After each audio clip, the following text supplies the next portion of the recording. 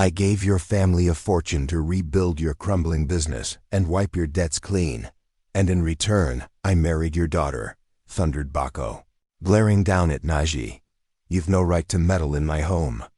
But Naji, firm as a mountain, replied, Tari is my child. If you treat her like a slave, she will not remain your wife. I'll make sure of it.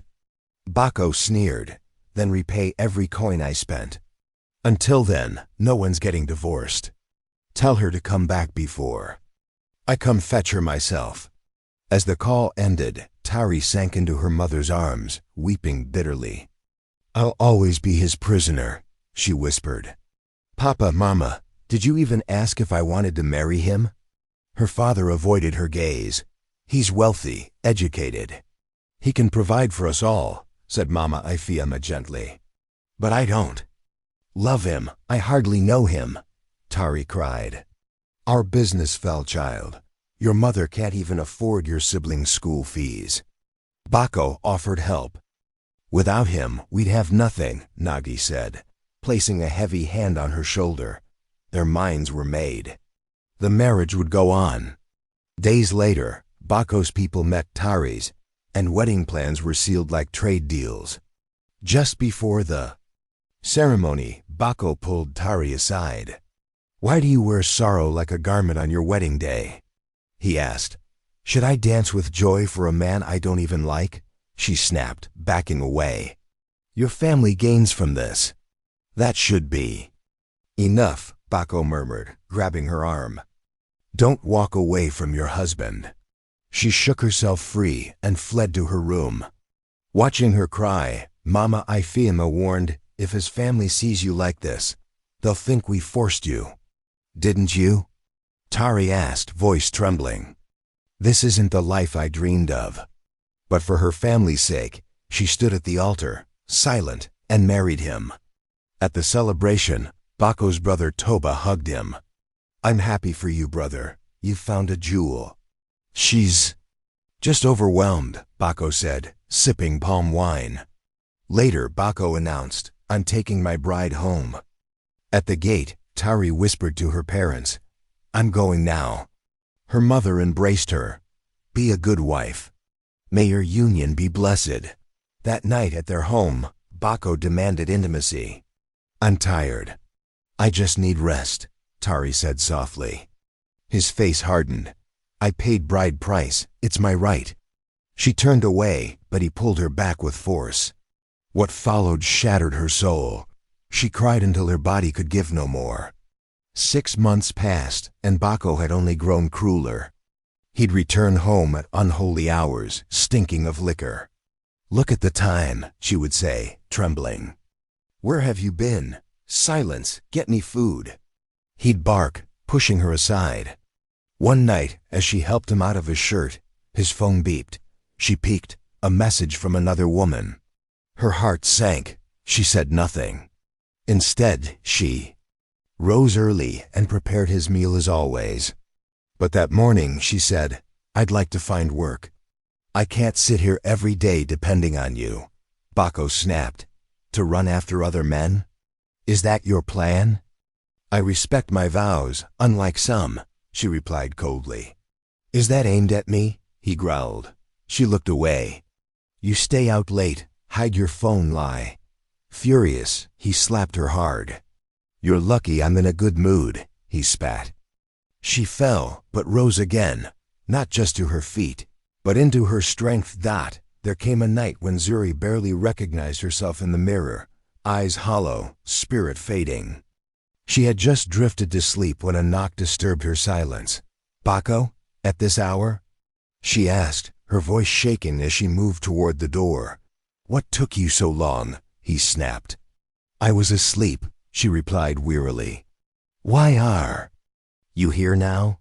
To claim my wife, he said with a dark edge. Zuri stepped back, but he grabbed her. Now you remember I exist? After running to other women all night? She shouted, her fury rising. And you dare speak to me like this? He barked, slapping her hard. She fought back in defiance, and what followed broke her soul further. The next morning, Zuri lay quietly until Bako stormed in, dragging her from the bed. "You're still sleeping? You haven't made breakfast or ironed my clothes. I'll be late." "I'm not well," she whispered. "That doesn't stop you from your duties," he barked again. "Just for today," she begged. "Help me, so I should cook for myself now," he scoffed. He pushed her out and left her sobbing in the kitchen. That night, he returned home drunk, but Zuri was gone. She came back hours later. "Where were you?" he demanded. "You look surprised to see me?" she asked. "I was at the clinic. I've been unwell for days. Why didn't you say anything?" "Show me the results," he ordered. She handed him the paper.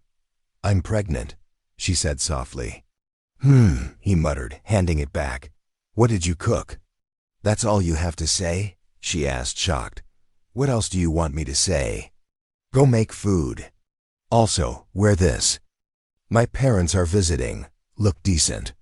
She took the dress from him with disgust. "You only buy things when you want to hide the bruises you give me. Watch your mouth," he snapped and walked away. That afternoon, his parents, Baba Chidi and Mama Chantal, arrived. Zuri prepared a feast and served them with trembling hands. "I have something to share," she said. "I'm expecting." They rejoiced, hugging her and praising the heavens. But that night, Bako didn't return. Zuri called him. "It's midnight. Where are you?" A woman's voice echoed in the background. "Who is that?" she asked. He said nothing and ended the call. She tried again, but he ignored her. "How can a man leave his pregnant wife to lie in another woman's bed?" she cried. Days later he called. "Prepare the guest room. My brother is coming to stay before his flight. That's all?" She asked. "No explanation? No apology?" "You're not entitled to my whereabouts," he said, then hung up. 4 days passed. One night, Zuri heard knocking. She opened the door, and there stood Bako, drunk, leaning on another woman. Zuri stood firm. "You're not bringing her in." "Move," the woman hissed. "You're blocking my way." Bako pushed Zuri aside. "Is that how you welcome guests?" He growled, then struck her across the face. "You hit me? For her?" She gasped. "You've only brought pain into my life." In fury, he raised his belt, lashing her as she shielded her stomach. "Let's go," said the woman. "She's ruined the night." They walked out, leaving Zuri crumpled on the floor, crying for help. 2 hours later, Toba, Bako's brother, arrived. The door was ajar. Inside, he heard Zuri's faint cries. Dropping his bags, he rushed. "In, Zuri!" he shouted, seeing her lying in pain, blood pooling beneath her. "Please, help me," she whispered. Without hesitation, he carried her to the hospital and tried calling his brother, but got no answer. As he waited, pacing the corridor, the doctor finally came. The doctor delivered the news with a heavy sigh. Zuri had lost her child. "If she had been brought in earlier, we might have saved the pregnancy," he said. Toba sat stunned beside the hospital bed, his hands clenched. "Is she at least safe?" he asked. "Yes, she's out of danger now," the doctor assured him. Zuri wept bitterly, unable to hold back her grief or her rage. Bako had stolen more than her peace. Now he had taken her baby too. Toba spent the night in the hospital and left early to fetch a few things she might need.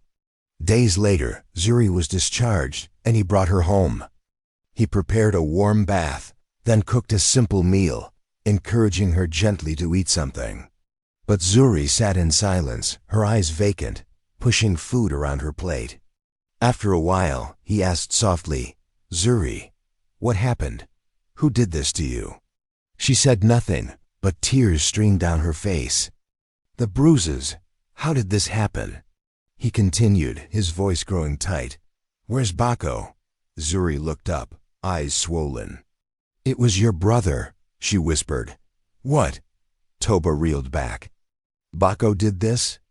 Yes, she said. You think you know him, but you don't. He's not who he pretends to be. Toba was frozen in place. Later, when Zuri rested, he tried calling Bako, but his line rang unanswered. Bako returned home the next day. Brother, you're here? He asked casually. I arrived 3 days ago, Toba replied, his face grim. I came early. And thank the heavens I did. Who knows if Zuri would have survived that night. Bako's smile faded. She lost the baby, Toba continued. Because of what you did. I didn't know, Bako started, but Toba cut him off. Even if she wasn't pregnant, you had no right to hurt her like that. Where? Is she? Bako asked quietly. In her room, said Toba, but I doubt she wants to see you. Bako knocked, called her name, pleaded through the door, but she stayed silent. Enough, Toba finally said. Leave her be. She needs peace more than your apologies. Zuri locked herself away for days, thinking only of her unborn child, and the man who had stolen everything from her. One morning, she packed a small bag. As she stepped into the living room, Bako looked up. Where are you going? He asked. To my parents, she said flatly. Why? To tell them lies about me like you did to my brother? He snapped. I need my family, she replied. I won't let you leave, Bako said. Put the bag down. Why can't I see my own parents? You haven't let me visit once since we married, she said, holding her ground. I don't want to talk about it, he muttered, snatching her bag and locking the front door. But the next morning, Zuri was gone. Where is she? Bako shouted, searching the house. He found Toba in the garden, wearing headphones. Have you seen Zuri? No, Toba replied, pulling one earbud out. Try calling her. Bako tried. No answer. Toba dialed next. Hello, Zuri. Where are you? He asked. I'm at my parents'. I just arrived, she said. Let me speak to her, Bako demanded, grabbing the phone. Hello, but Zuri immediately ended the call. She hung up on me? Bako growled, boiling with rage. Back. In her childhood home, Zuri was welcomed with tears and open arms. We got your message, but what happened? Mama Effiama asked. Zuri sighed. How are things with Bako? Her mother probed. Please stop, Zuri said, her voice cracking.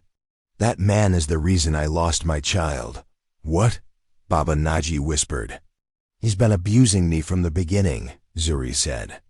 Everything I suffered in silence. For your sake. Mama Effioma covered her mouth in shock while Baba lowered his head, guilt etched deep in his face. My child, he said, his voice trembling, we failed you. I thought I was saving us from poverty. I didn't think. I didn't imagine. This, he reached for her hand. Forgive us. We thought he was a good man. We didn't know he would bring this darkness into your life. Zuri opened her mouth to reply, but before she could speak, Baba Naji's phone began to ring. Bako called Baba Naji in a rage, his voice sharp like thunder. Tell Zuri to answer my calls. He barked. So you can hurt her again. Baba Naji shot back. I gave you my daughter in good faith, Bako. Was it a crime to trust you with her future? I believed you were a good man, Bako scoffed. What I do with my wife is no concern of yours. I gave you money to revive your failing business and pay off your debts. That was our exchange. If you want her back, return every last coin. Otherwise, she stays my wife. Then he hung up. Zuri collapsed on the floor, tears flooding her eyes. I'm still his prisoner, she whispered. Then I will find a way to pay him back, declared Baba Naji, his voice low and firm. But Papa, that's a lot of money, Zuri murmured. Don't worry, my daughter. We'll find a way, Mama Effiama said, wrapping her arms around her. Back at Bako's house, he greeted her return with a mocking grin. So, your parents couldn't pay? Is that why you're back? Zuri said nothing. Didn't I tell you never to leave? He growled, grabbing her by the hair and twisting her cheek. Let go, you're hurting me, she cried. Get to your room. And don't disobey me again, he barked. The next days passed slowly. Zuri continued preparing his meals and ironing his clothes, but inside she was numb. Toba stayed close, trying to lift her spirits, even making her smile occasionally. It's getting late, he said one evening. When is Bako coming back? Hopefully not soon. I breathe easier when he's gone, Zuri replied. Do you even like him at all? Toba asked. Would anyone? She shot back. Are you sure you two are really brothers? You don't seem anything alike. They laughed, but their joy was short-lived. One day Zuri's mood darkened again. What is it? Toba asked. I'm pregnant, she said, her voice tight. With pain. But why the sadness? Because after everything he's done, Bako doesn't deserve to be a father. Then how? Because he never asks, he just takes. If I resist, he beats me. Toba's heart sank. He comforted her gently. By then, she had hidden the pregnancy for 8 weeks. One morning, Bako shouted from the dining room, This isn't the breakfast I wanted. It's exactly what you asked for, Zuri replied. You dare to talk back? He roared, raising his hand. Zuri stood frozen. But just then, Toba rushed in and grabbed his arm. She's pregnant. Don't touch her. Do you want a cause? Another miscarriage? She's what? Bako froze. You're expecting and you didn't tell me? Zuri stared back silently. Why didn't you say anything? Did you treat me differently the last time? Why would this time be any different? She said coldly. So that's how you talk to me? He shouted. Toba tried to intervene, but Bako shoved him aside. You lost our baby and now you lecture me. Because of you. You think this is my fault? You never owned up to what you did. Zuri screamed. You're a monster. You speak to me like that? Bako shouted, locking the door behind him. He pulled off his belt and advanced toward her. Toba, hearing the screams, ran to help, but the door was locked. Bako, stop! He shouted. Banging, no answer. Toba ran to his brother's room, searching frantically for spare keys. After fumbling with several, one finally worked. He burst in and forced Bako off her. Enough, he yelled. Stay out of this, Bako fumed. When I return you better be gone from this house. He snarled, slamming the gate behind him. As Toba reached the gate, he stopped, turned back and said, Pack your things. Zuri, I won't leave you in Bako's hands. If I do, he might kill you. She rose painfully, gathered her few belongings, and followed him. First, he took her to a clinic to tend to her wounds, then to his apartment. You'll stay here for now. I can't take you to your parents. Bako will look there first. He doesn't know I've moved, so you'll be safe here, he explained. Overwhelmed, Zuri broke down in tears, thanking him. As she rested, Toba gently asked what she wanted to do. I can't stay married to him anymore, she said. I feel like I'm in chains. I want a divorce. Please help me. Then I will, he replied firmly. You've suffered enough, and I'll speak to my lawyers to start the process. Days later, Bako returned to find the house empty. No trace of Zuri. Panicked, he stormed to her parents' home. Where's my wife? He demanded. Tell her to come out, or I'll drag her out myself. Baba Naji was stunned. What are you saying? She's not with us. Don't lie to me. Bako roared, trying to force his way in. Baba Naji grabbed him by the collar. If anything has happened to my daughter, I'll bury you myself. Bako retreated and ran to his own parents' house. You lost your wife? Mama Chantal asked in disbelief. Yes, I checked everywhere. Even her parents' home. She must be with a friend, his father guessed. She has no friends, Bako replied. Wait, she's probably at Toba's. He tried calling but got no answer. Just then, there was a knock. Bako opened the door to find a lawyer standing there. "Good day, sir. I came to your house, but was redirected here. I'm delivering this summons. Your wife has filed for divorce." "What?" Bako exploded. "This is Toba's doing. Without him, Zuri wouldn't dare. Tell your son to stay out of this, or I'll make him regret it," he bellowed as he stormed out. "What is going on?" Mama Chantal cried out and immediately called her son. "Toba, come here. Bring Zuri with you. We need to talk." A few hours later, Toba and Zuri arrived. The family sat together in tense silence. "Zuri, why have you chosen divorce?" Mama Chantal asked softly. "Because your son made her life unbearable," Toba said. "She's been through torment you can't imagine. He never showed her love or respect. He beat her, even while pregnant." "My own brother did this?" Mama Chantal gasped. "He told us it was just minor quarrels." "He lied," Toba said. "I saw it with my own eyes." Zuri remained silent, tears falling down her cheeks. "Come," Toba said, leading his mother to the other room. When she saw Zuri's bruises, she wept aloud. "My son did this?" "Yes," Zuri whispered. They returned to the living room, Chantal now trembling, her face filled with sorrow.